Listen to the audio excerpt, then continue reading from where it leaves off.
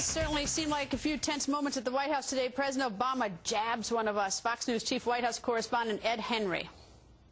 And President Obama, I wanted to get your first reaction to the Iranian terror plot. Your Secretary of State called it a dangerous escalation.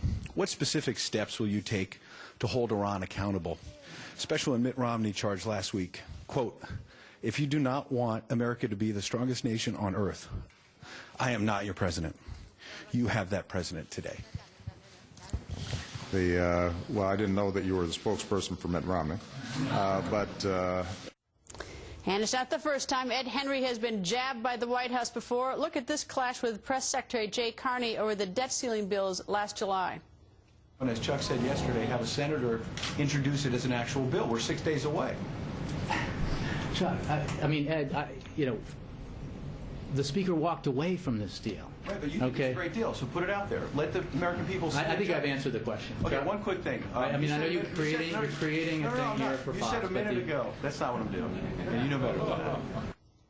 So what might all be behind this? And did it happen before Ed joined Fox? Washington Examiner chief political correspondent Byron York joined us. Of course, you know, Byron's sort of hard not to be suspicious. I mean, I don't remember him getting jabbed when he was over at CNN, and they seem to have a little bit of a thing about Fox News. But good humor, or was that a little bit of a jab? Not really good humor. Yes, Ed Henry covered the White House for CNN before coming for Fox.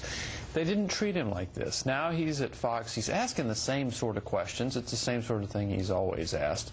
And all of a sudden he's working for Fox and has Republican talking points. One of the very first questions he asked, Jay Carney said, "Well, I know you're talking about these Republican talking points." And they weren't Republican talking points. It was just a question.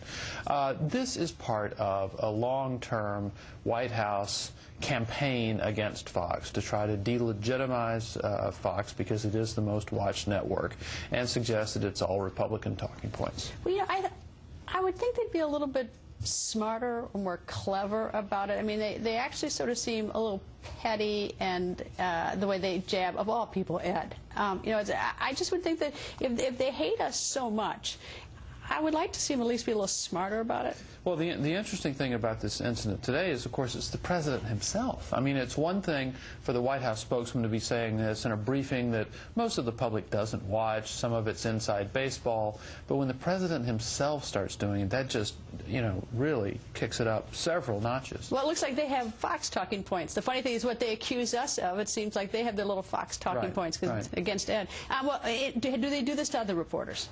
Not in public. I mean, we haven't seen that kind of jabbing in public from the president suggesting that a reporter is unfair or has some partisan agenda or something like that. You don't see that very much. And we should point out, Fox has a large number of independent and Democratic voters.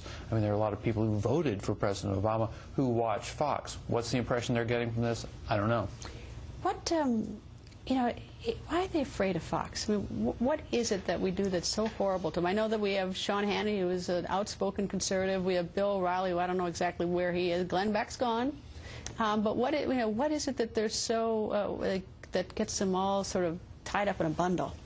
I think it's simply because Fox has done something a little different from the media world before it, and it's been so successful. I mean, it has more viewers than CNN and MSNBC combined most of the time, so it's something that the White House can't ignore. Remember back when Anita Dunn, who was the top advisor to the president, basically declared war on Fox? There are groups on the left that are pretty well funded whose job is simply to monitor Fox all the time. Yeah, but I like a good challenge. I mean, the few times I've been interviewed, I'd rather be interviewed by someone who's going to challenge me. It's more fun, it's more interesting to debate the issues than someone I'm just going to sit around and go, yep, yep, yep, that's right, yep, yep, that's right. I mean, that's boring. And if they're so certain, I mean, these people are so certain of their positions, whether it's the stimulus bill or health care, whatever it is. I mean, come talk about it. You know, let's have an aggressive, vigorous debate about it. Don't just jab one of my colleagues. Well, apparently the president was too tempted not to say something today, and it's a real different thing when the president himself starts saying it. He did say something last September 2010, about Fox, in which he basically said he felt the network had an agenda that was bad for America. So this is something I think you're going to see more of with the campaign coming up. But I'd rather see them come here, and if we're wrong, come here and correct us. or come here and talk about it. I mean, the good, vigorous debate. If they don't like something, you know, I mean, I take no pleasure in getting anything wrong. If I got it wrong, you know, come talk to me. Come, you know, you can have my phone number, whatever. It's not fun to get it wrong, ever. So I don't understand it. It almost looks cowardly. They sort of sit there behind the perch, and the best they can do is sort of insult somebody. And I suppose, you know, we do jab them. I suppose we jab everybody. It's part of the business of news. But it seems, you know, it's sort of. It's almost unseemly. It almost looks a little like they're afraid. Are you issuing an invitation for the president to come? Look, the funny thing is that we are number one, but we don't need them to remain number one. We've been number one without them coming here. Although I'd love to interview him, love to have him come here, love to challenge him.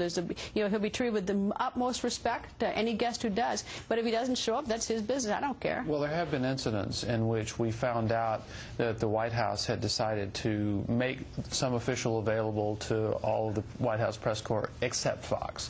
So this is something that's just been going on quite a long time, and as I said, I do not expect it to change as we enter this campaign season. Well, it's too bad, and with all due respect, it doesn't hurt us particularly well. It's much, but it's sort of interesting. Never dull. Anyway, Byron, thank you. Thank you.